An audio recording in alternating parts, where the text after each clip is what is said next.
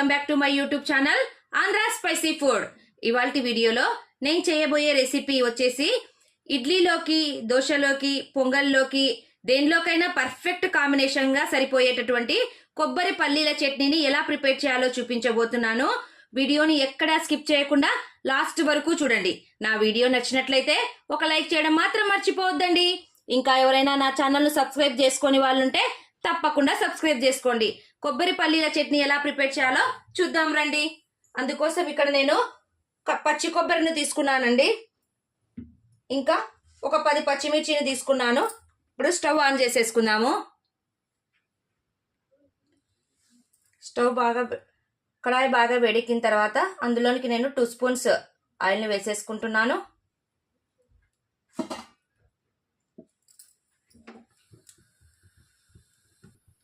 పచ్చిమిర్చి ఆయిల్లో వేసేటప్పుడు ఈ విధంగా తుంచి వేసుకోవాలండి. లేదంటే మనకు ఆయిల్లో వేసిన తర్వాత చిటపట అని మన మీదికే వస్తాయి అవి. ఒక 10 పచ్చిమిర్చిని వేసుకుంటున్నాను చూడండి.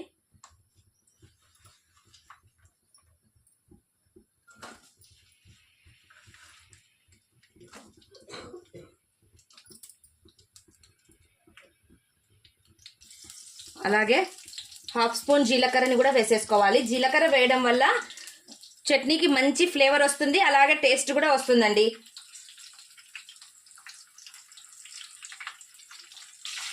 చూడండి, పచ్చిమిర్చి చిటపటామంటుంది కదా, ఇట్లా పైకి వచ్చేస్తుందనే ఉద్దేశంతో నేను ప్లేట్ వేసేసుకుంటున్నాను.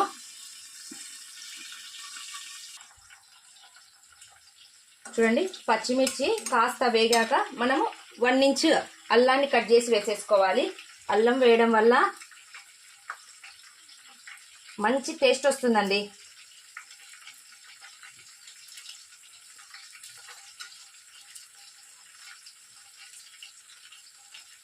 ఈ చట్నీ పర్ఫెక్ట్గా మనం హోటల్లో ఎలా తింటామో సేమ్ అదే టేస్ట్ వస్తుంది.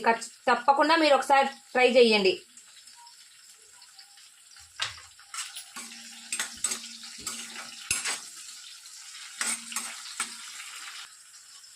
నేను అలాగే 1/2 కప్పు పుట్నాలను వేసేసుకుంటున్నాను. దాంతో పాటుగా 4 వెల్లుల్లి రెబ్బలను కూడా వేసేసుకోవాలి చూడండి. అలాగే ఒక చిన్న ఉసిరికాయ సైజ్ అంతా చింతపండుని యాడ్ చేసేసుకుంటున్నాను.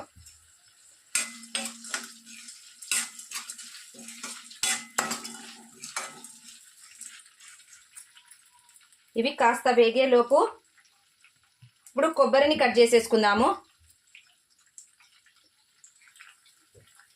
చూడండి, కట్ చేసినటువంటి పచ్చి కొబ్బరి, కొద్దిగా పచ్చి కరివేపాకును వేసేసుకుంటున్నాను.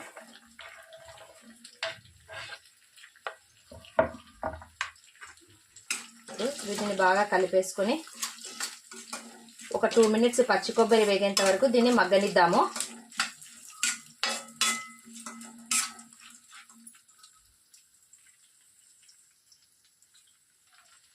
ఇప్పుడు లాస్ట్లో కొద్దిగా శనగపప్పుని యాడ్ చేసుకుంటున్నానండి. లేదంటే మీరు మినపప్పునైనా యాడ్ చేసుకోవచ్చు, కానీ నేను మినపప్పును పోపులో వేసుకోవడం కోసము శనగపప్పును వేసేసుకుంటున్నాను చూడండి. ఇప్పుడు బాగా కలిపేసేసి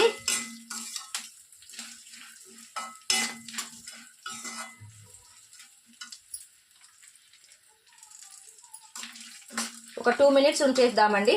ఇంకా తర్వాత స్టవ్ ఆఫ్ చేసేసుకుందాము. ఇప్పుడు లాస్ట్లో కొద్దిగా కొత్తిమీరని వేసేసి ఒక్కసారి ఇలా కలిపేసుకొని స్టవ్ ఆన్ చేసేసుకుంటున్నానండి. ఇప్పుడు ఇవి చల్లారిన తర్వాత బాగా మిక్సీ పట్టేసుకోవాలి. చూడండి, ఈ విధంగా ఫైన్ పేస్ట్ లాగా నేను మిక్సీ పట్టేసుకున్నాను.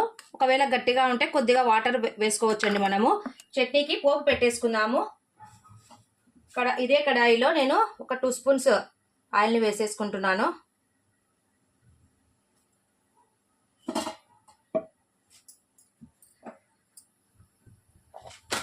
ఆయిల్ బాగా హీట్ ఎక్కిన తర్వాత ఇక్కడ పోపు గింజలను వేసుకుంటున్నాను చూడండి.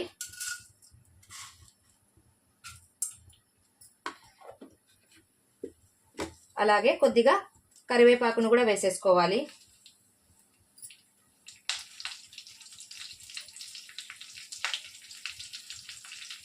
ఒక 4 ఎండుమిర్చిని కట్ చేసి వేసేసుకుంటున్నాను.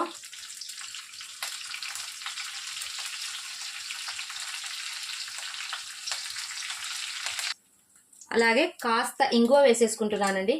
ఇంగువ వేయడం వల్ల చట్నీకి మంచి టేస్ట్ వస్తుందండి.